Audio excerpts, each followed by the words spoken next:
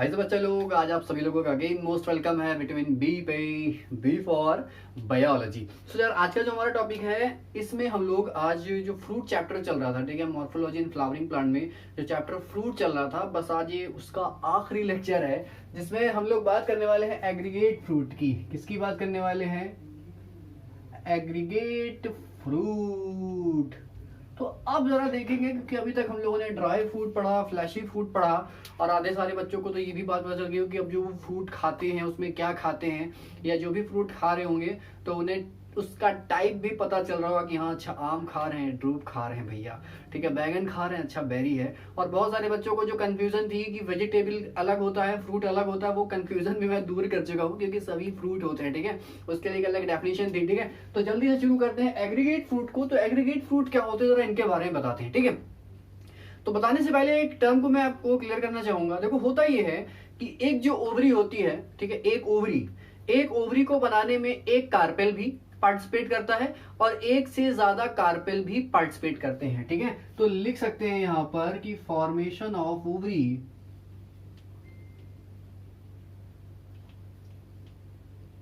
Bye one और more than one carpel participate, ठीक है। एक ओवरी को बनाने में एक या एक से ज्यादा कार्पेल पार्टिसिपेट कर सकते हैं, कहीं कहीं पर एक देखने को मिलता है, ठीक है। तो यूनिकार्पलरी ओवरी बोल देते हैं या मोनोकार्पलरी बोल देते हैं, और एक से ज्यादा है तो पॉलीकार्पलरी बोल देते हैं। समझ में आई ना बात? तो देखो सिंपल, बस हमें जो एग्रीगेट फ्रूट पढ़ना है उसमें बस इसी बात को ध्यान देना है, ठीक है। देखो अब होता क्या है, जैसे कि सपोज दैट ये तीन कार्पेल थे, एक कार्पेल ये है, दूसरा कार्पेल ये है, तीसरा कार्पेल ये है, ठीक है। तो अगर ये तीन कार्पेल एक साथ मिल जाएं, अगर ये जैसे कि मैं हूं, आई एम लाइक कार्पेल, तो ये मेरे मतलब दोनों हाथ है, ये कार्पेल की मार्जिन है, इधर से ये मार्जिन, इधर से ये मार्जिन, ऐसे तुम खड़े हो जाओ, एक और कोई खड़ा हो जाए और ये सब लोग क्या कर ले, ये सब एक दूसरे के हाथ पकड़ ले। तो देखो ये कार्पेल अगर यहां से फ्यूज हो जाए, ये कार्पेल अगर यहां से फ्यूज हो जाए तो क्या होगा कि एक ओवरी बनेगी, बनेगी नहीं बनेगी? तो एक बड़ी सी ओवरी बनेगी। तो ऐसे कार्पेल को कहते हैं, या ऐसे कार्पेल से बनने के बाद जो ओवरी होती है वो कहलाती है सिनकार्पस ओवरी। क्या कहलाती है? Syncarpous ovary.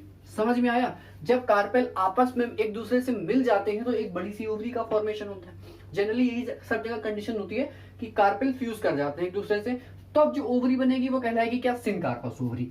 लेकिन एग्रीगेट फ्रूट में ये होता है कि जैसे कि ये मैंने तीन कार्पेल बनाए थे, ठीक है, ये मैंने तीन कार्पेल बनाए थे, अब ये तीन कार्पेल आपस में फ्यूज नहीं करते, ये कहते भैया मुझे किसी के साथ फ्यूज होने की जरूरत नहीं है, हम खुद ही काफी हैं। तो ये क्या करते हैं, ये अपने आप को आपस में ही फ्यूज करा लेंगे। ये मान लो इसने अपने आप को इधर फ्यूज करा लिया, इसने क्या कर लिया, इसने अपने आप को फ्यूज करा लिया, और इसने क्या कर लिया, इसने अपने आप को फ्यूज करा लिया। समझ में आया? तो अब एक ओवरी ये बनी, एक ओवरी ये बनी, एक ओवरी ये बनी। समझ में आया? यहां पर क्या था, ये पूरा का पूरा जब डेवलप करेगी ओवरी, मैच्योर हो जाएगी, तो ये एक कंप्लीट फ्रूट कहलाएगा। क्या कहलाएगा? एक फ्रूट कहलाएगा। तो यहां पर अब ये फ्रूट नहीं कहलाएंगे, ये कहलाएंगे फ्रूट के पार्ट। क्या कहलाएंगे? फ्रूट के पार्ट। तो ये कहलाएगा फ्रूटलेट्स। क्या कहलाएगा? फ्रूटलेट्स। तो ये भी एक फ्रूटलेट्स, ये भी एक फ्रूटलेट्स, ये भी एक फ्रूटलेट्स। तो इस तरह की जो ओवरी होती हैं ये कहलाती हैं एपोकार्पिक। क्या कहलाती हैं? एपोकार्पस भी कह सकते हो और एपोकार्पिक भी कह सकते हो। तो ऐसी ओवरी जो फ्री फॉर्म में होती हैं, ठीक है, सिंगल फ्लावर की थी, एक ही फ्लावर का है, ये भी एक ही फ्लावर का है, ठीक है, सिंगल फ्लावर की ओवरी थी लेकिन फ्री फॉर्म में क्या कर लिया उसने, अलग अलग फ्यूज हो गई और किस तरह की ओवरी बनाई? एपोकार्पिक ओवरी। और एपोकार्पिक ओवरी से डेवलप हुए फ्रूट क्या कहलाएंगे? फ्रूटलेट्स कहलाएंगे, फ्रूट के छोटे छोटे हिस्से कहलाएंगे। समझ में आया? तो ये एग्रीगेट फ्रूट की कहानी होती है, और ये ढेर सारे इकट्ठा हो जाएंगे। जब ये ढेर सारे इकट्ठा हो जाएंगे और एक बड़े से फ्रूट का फॉर्मेशन करेंगे, तो उसमें एक ओवरी आप निकालो, अलग एक ओवरी निकालो, एक अलग ओवरी निकालो, तो इस तरह का जो एग्रीगेशन होता है वो कहलाता है इटीरियो। क्या कहलाता है? इटीरियो। समझ में आया? जैसे कि आप लोग कस्टर्ड एप्पल खाते हो, ठीक है, ये शरीफा जिसको बोलते हैं, तो उसमें ये छोटे छोटे पोर्शंस होते हैं जो आप निकाल निकाल के खाते हो, और हर पोर्शन में एक सीड होता है, हर पोर्शन में एक सीड होता है। भाई जिसने भी कस्टर्ड एप्पल ना खाया हुआ ट्राई कर लेना।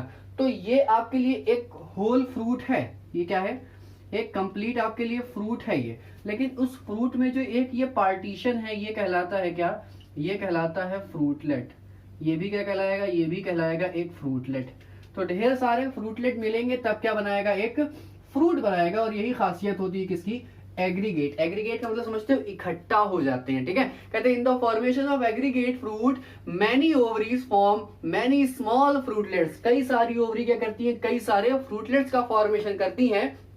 और जो ग्रुप ऑफ फ्रूटलेट होता है वो क्या कहलाता है, वही कहलाता है इटीरियो, ठीक है। तो अब जो इटीरियो जो होंगे जो एग्रीगेट फ्रूट में हमको पढ़ना है, ये 4 तरह के पढ़ने हैं। अब वो 4 तरह के क्या पढ़ने हैं, मैंने आपको उसका भी मिनिमोनिक्स बता के रखा था। तो आई होप आपको ये सिनकार्पस और एपोकार्पस कंडीशन समझ में आई होगी, ठीक है।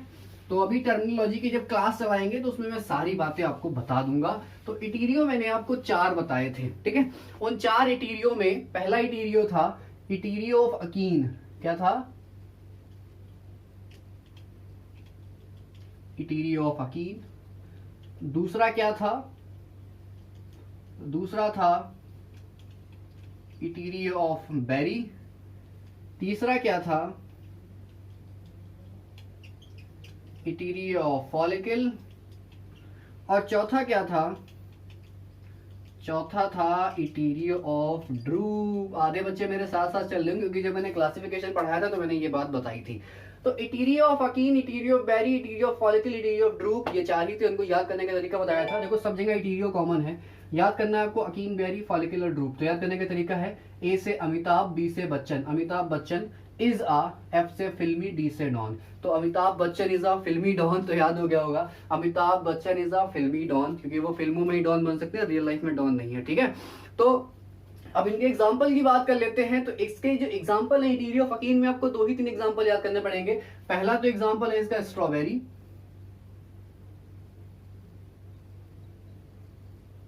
दूसरा है क्लीमेटिस, और तीसरा एग्जाम्पल है लोटस, ठीक है। तो यही 3 एग्जाम्पल है जो आपको इसमें यहां पर देखने हैं। इटीरियो बेरी का मात्र एक ही एग्जाम्पल में बताऊंगा, वो एग्जाम्पल है क्या, शरीफा। क्या है, शरीफा, कस्टर्ड एप्पल। अच्छा, लोगों ने खाया होगा कस्टर्ड एप्पल। अब देख लो इटीरियो ऑफ फॉलिकल में 2 ही एग्जाम्पल है, एक है कैलेट्रोपिस और दूसरा है माइचीलिया। माइचीलिया को ही एक और नाम कहते हैं चंपा। तो चंपा कौन है, चंपा भैया इटीरियो ऑफ फॉलिकल है। इटीरियो ऑफ ड्रूप में एक ही एग्जाम्पल है, वो है रसभरी। क्या है, रसभरी, फाइजेलिस, ठीक है। तो फाइजेलिस क्या है, is example of etaerio of drupe. तो भैया ये मैंने पढ़ा दिया क्या आपको, एग्रीगेट फ्रूट। एग्रीगेट फ्रूट बस यहीं पर खत्म हो गया। और लास्ट टाइप फ्रूट बचा है जिसको कहते हैं क्या, कंपोजिट क्या मल्टीपल फ्रूट। तो जल्दी से इसका स्क्रीनशॉट लो, हम लोग चलते हैं आगे। तो अब हम लोग बात करने वाले हैं अपने कंपोजिट फ्रूट को, या कंपोजिट फ्रूट को एक और नाम देते हैं, इसी को कहते हैं मल्टीपल फ्रूट। क्या कहते हैं, मल्टीपल फ्रूट भी कहा जाता है। क्योंकि इससे पहले अभी हम लोगों ने जो एग्रीगेट फ्रूट पढ़ा था उसमें कंडीशन ये थी कि जो फ्रूट डेवलप होता है वो एक ही फ्लावर की कई ओवरी से डेवलप हो जाता है। लेकिन यहाँ पर क्या हो रहा था, यहाँ पर जो ये कंपोजिट फ्रूट डेवलप होते हैं ये मैनी ओवरीज मैनी फ्लावर की, मतलब मैनी फ्लावर की, सीधा सीधा बोल दो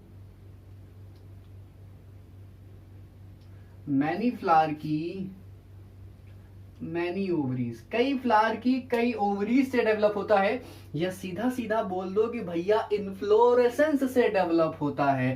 तो कंपोजिट फ्रूट कहां से डेवलप होते हैं, फ्रॉम इन्फ्लोरेसेंस।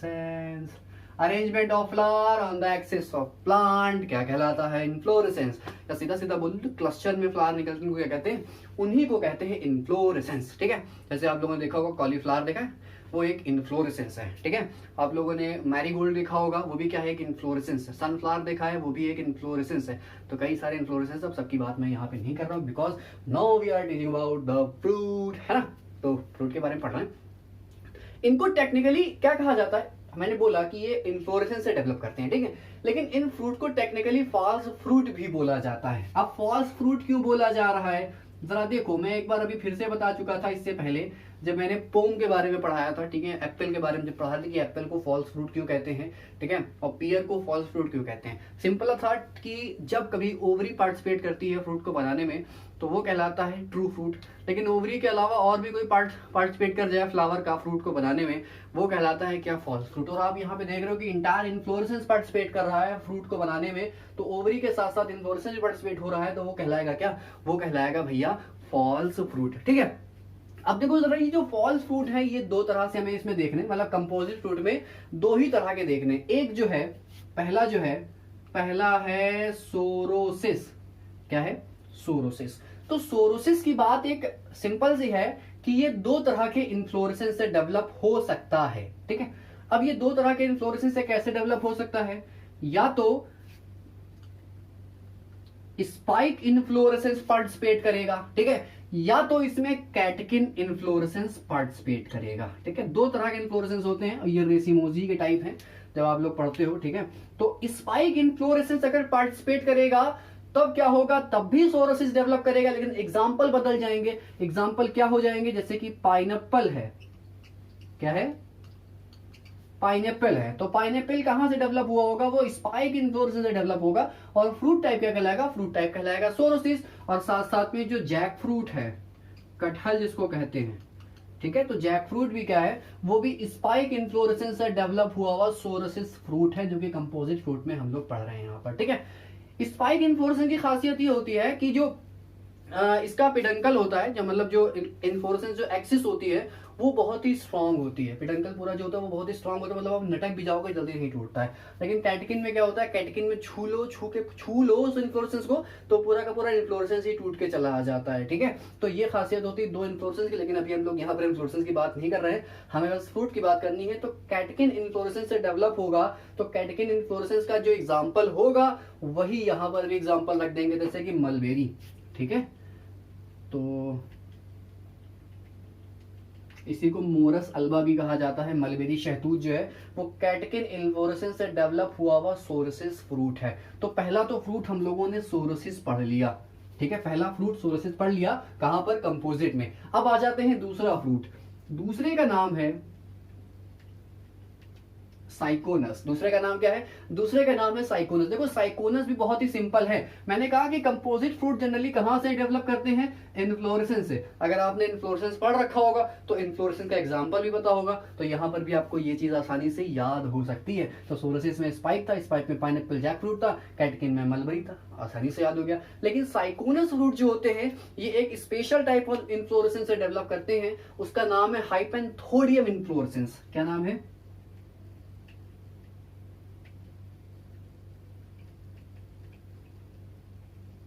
हाइपेंथोडियम इन्फ्लोरेसेंस से डेवलप हुआ हुआ फ्रूट क्या कहलाता है, साइकोनस। और हाइपेंथोडियम इन्फ्लोरेसेंस का जो एग्जांपल होगा वही साइकोनस का एग्जांपल हो जाएगा।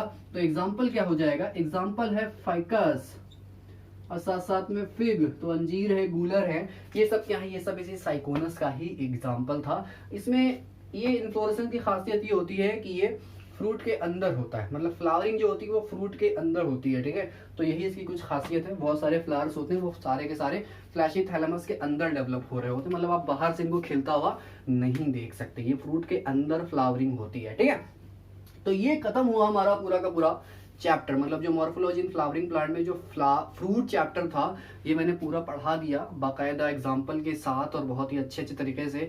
लेकिन अभी आपको एक क्वेश्चन देना था, तो क्वेश्चन का जवाब जिसको भी पता हो, क्योंकि चैप्टर मैं पूरा पढ़ा चुका हूँ। ठीक है, नोट्स भी आपके पास सारे अवेलेबल करा दिए हैं, तो प्लीज नोट्स को देखना मत भूलना। और जो भी लेक्चर में कोई भी कंफ्यूजन हो तो प्लीज मुझे कमेंट सेक्शन में मेंशन करना भी मत भूलना, क्योंकि सवाल आपके होंगे, ठीक है, प्रॉब्लम्स आपकी होंगी और सोल्यूशन मैं दे सकता हूँ उसका। ठीक है, तो प्लीज बच्चा कोई भी कंफ्यूजन जरा सी भी हो या कोई भी बात समझ में ना आ रही हो, एक बार कमेंट सेक्शन में बोलना जरूर, हिचकिचाना मत सवाल करने में। ठीक है, तो जो आज का सवाल था वो ये सवाल है कि आप सभी लोगों ने कटहल देखा होगा, देखा ही देखा है सभी लोगों ने भैया, कटहल देखा होगा। तो कटहल तो इस तरह से होता है। ठीक है, वही जैक फ्रूट है, स्पाइक इन्फ्लोरेसेंस से डेवलप हुआ हुआ सोरोसिस फ्रूट, जो कि कंपोजिट में अभी हम लोगों ने पढ़ा है। ठीक है, तो जो जैक फ्रूट पे स्पाइनी कवरिंग होती है, आप लोग देखते हो कि जैक फ्रूट पे ये स्पाइनी कवरिंग होती है, होता ही नहीं होता है। अब भैया सभी लोगों ने कटहल खाया होगा, तो जो ये स्पाइनी कवरिंग होती है ऊपर की, ये स्पाइनी कवरिंग किस चीज की बनी होती है। ठीक है, मतलब ऐसा कौन सा पार्ट होता है फ्लावर का या इन्फ्लोरेसेंस का जो इस स्पाइनी कवरिंग को बनाने का काम करता है। तो पहला क्वेश्चन ये था। और दूसरा क्वेश्चन ये है कि सबसे एडवांस टाइप ऑफ फ्रूट कौन सा होता है। ठीक है, तो क्वेश्चन मैं यहाँ पे लिख देता हूं, तो जिसको भी नोट करना है लिख लो। ठीक है, most advance type of fruit, आपको सिर्फ फ्रूट टाइप का नाम बताना है, ठीक है। अब वो चाहे ड्राई का हो चाहे फ्लैशी का हो, बस आपको बताना है कि वो फ्रूट टाइप क्या था, ठीक है। और दूसरा क्वेश्चन ये था, the spiny covering of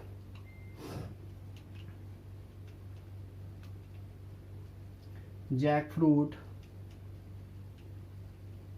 is made by, तो ये क्वेश्चन मार्क है, तो आपके दिमाग में भी क्वेश्चन मार्क का थोड़ा सा असर दिखना चाहिए। और जिसको भी जवाब पता हो प्लीज यार कमेंट सेक्शन में मेंशन करना मत भूलना। अब इसके साथ ये चैप्टर खत्म हो, लेकिन इसका रिवीजन अभी बाकी है। तो जैसे कि आप यहाँ पर एक ये शीट देख रहे हो, तो इस शीट में मैंने क्या कर रखा है कि मतलब कॉमन नेम, किसी भी फल का कॉमन नेम क्या है, उसका बोटेनिकल नेम क्या है, और साथ साथ में उसका फ्रूट टाइप क्या है, उसका एडिबल पार्ट क्या है, ये सारा का सारा मैंने यहाँ पर शीट में लगा रखा है, ठीक है। तो जिसको भी याद ना हो वो अच्छे से इसको याद कर लो, क्योंकि बच्चा नीट में जो सवाल पूछा जाता है, ठीक है, तो वो सब इन्हीं सबसे आ जाता है। चैप्टर पढ़ा होगा तो ये सारी बातें भी आपको आसानी से याद हो जाएंगी, बहुत मेहनत से आप लोगों के लिए बनाया है, ठीक है। सो मिलेंगे आपसे अपने नेक्स्ट लेक्चर में, टिल देन बाय बाय।